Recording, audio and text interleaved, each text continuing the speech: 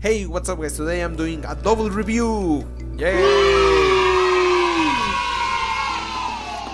Nah, I'm just kidding. Today we are only checking out Gun Freaks from S.H.Figuarts. I think Kilua will be released on Friday this week. So yeah, make sure to check out. Let's see first Gun Freaks.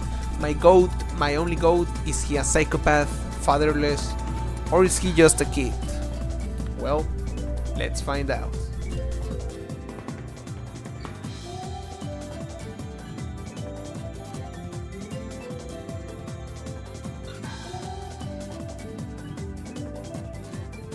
Okay, so first we're going to check out the box he comes with, and it's your regular Bandai S.H.Figuarts box. It's your minimalistic box with no stylization, with no good design, you know, as a box.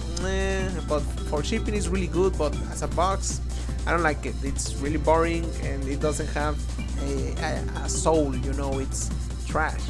Okay, so overall I think Bandai did a great job with sculpting Gun as it is. They do an amazing job when it comes to create anime figures. The hair is well sculpted, it didn't have any chips. Like, I think the overall toy or figure doesn't have any model issues, any chipped paintings or all stuff like that. The belt is well done, the clothing is well done, the paint job application I think is great. I didn't see any issues with it.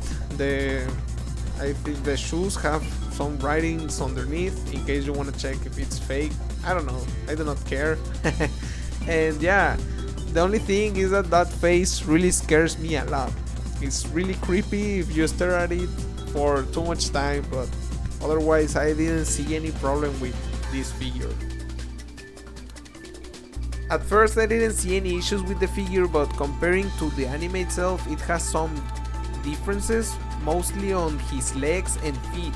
The boots are larger in the figure. In the anime they are shorter, and the legs are bigger in the anime, well, larger in the anime and shorter in the figure. I don't know if that's an issue with you guys. I didn't see any trouble with it, but let me know.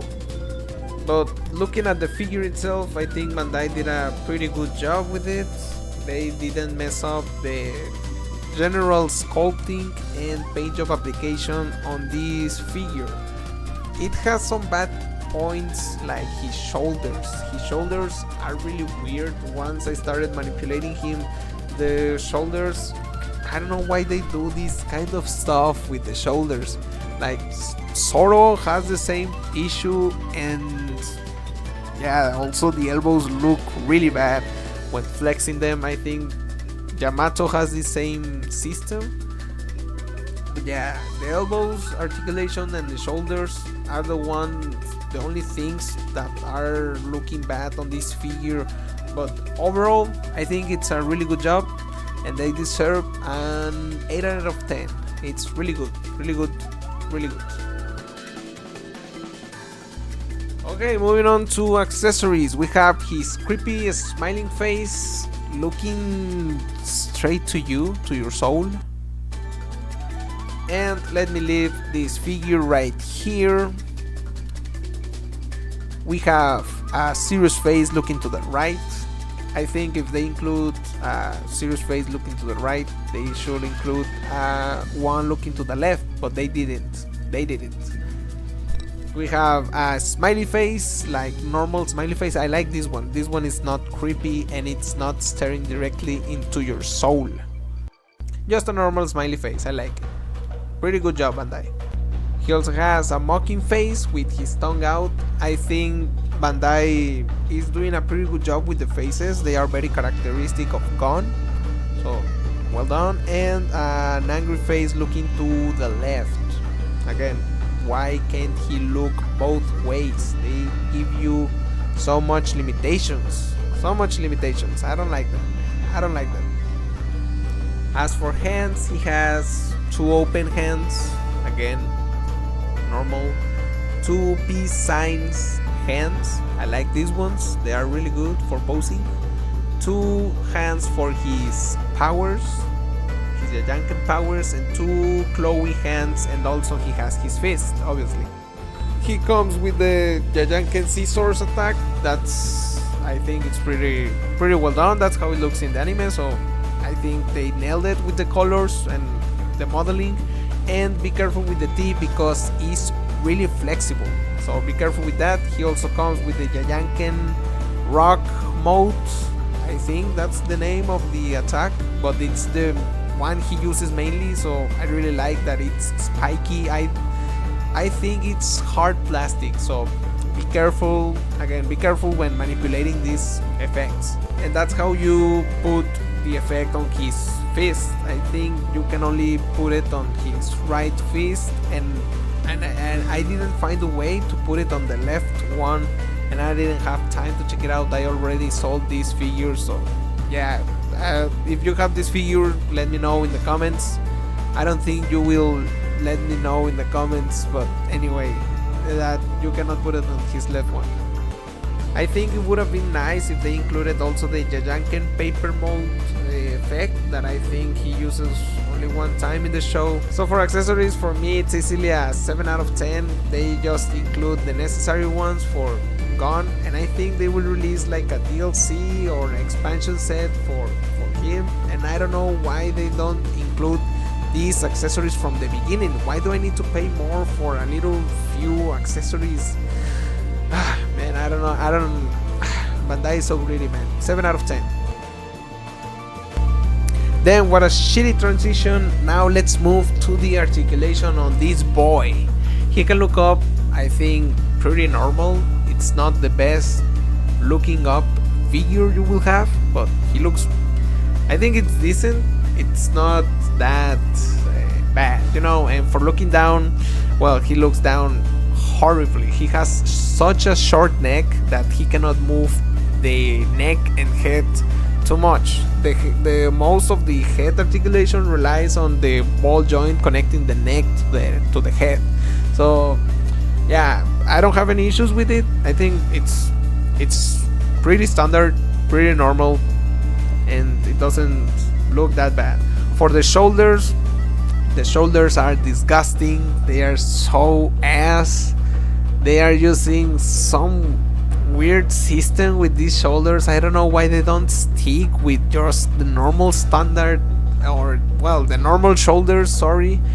And yeah, the articulation is pretty normal, but just be careful when moving his shoulders. It feels fragile and they may snap at a moment if you apply too much force, so be careful with that. Be careful. The range is decent, but the shoulder system is really bad. It's really trash. It's really old. He has a bicep swivel. He can rotate his wrist, and a horrible double elbow joint. It looks really bad. And the peg for my right fist, well, for my right hand, it's kind of loose. So I don't know if you guys have this issue too, but mine does. The left hand was pretty normal, but the right hand is really loose. When I don't know if it's only the fist. I didn't try with other hands, but the fist had an issue. For the torso articulation, we have a horrible system again. I don't know why they choose to work with this. I know they try to hide the articulation because it will look bad when with all the cuts, especially for Gon. But man, I don't know if they cannot design it properly or do it another way, but it's a single articulation piece on that area. And as for the legs, I think the legs are pretty decent. They have pretty straightforward articulation. It's regular. I think it's the best articulation on the figure itself. The knees don't look that bad. The thigh rotation doesn't look bad. I think the boots don't rotate, so be careful with that. I didn't want to force it. So yeah, the ankles move okay. And as for the toe hinge, it's pretty great. So yeah, he can split also. So if you want him to split, he's really flexible when it comes to the leg articulation. So I'm gonna give some points with that. The only issues were the belly area, all of the torso area, and the elbows. But your basic poses, your basic gun poses are manageable. I think he cannot sit down as in the Chimera Ant arc or like normal sitting. He cannot sit down that well, but if you manipulate the angles and posing, you may have some pretty good poses. I mean, the articulation is decent, it's not that bad. The only issue for me are the torso and the shoulders. But again, I collect Yamaguchi, I don't have any issues with the aesthetics, but these ones is Bandai. I don't like Bandai. Bandai does some weird articulation on the shoulders. They move 3 steps forward, and on the next figure they go back like 10 steps. So yeah, you can see he can sit, but you have to be precise on which sitting pose you want him to be. So yeah, articulation, it's not perfect, but it's not trash. So it's a decent articulation. It will do most of the poses you want, but more critical poses he won't do. So take that in mind. And for me, it's another 8 out of 10. Easily 8 out of 10. Okay, so for final thoughts and height comparison, he stands like 11 centimeters without the hair, and that's like 13 centimeters with the hair. And in inches are like 4.5 no hair and 5 inches with hair. He scales perfectly with Killua, and I think that's the most thing you want to see on this figure. Is the important thing. And as final thoughts, well, he's a great figure, he's not bad. If you're a fan of Gon, Killua, Hunter x Hunter, all of that stuff, I think you should go for it. It's not the perfect figure you will have. Maybe in the future another brand will release a better figure, I don't know. But for the moment, this figure is really good. It's not perfect again. He has some issues like articulation issues and maybe some accessories. They could add a little bit more of accessories, but I remember he was cheap. So for the price, it's a good figure. You should go for it. Again, it's expensive plastic approved. So yeah, there you go. I hope you liked this review. Let me know what you guys think or not.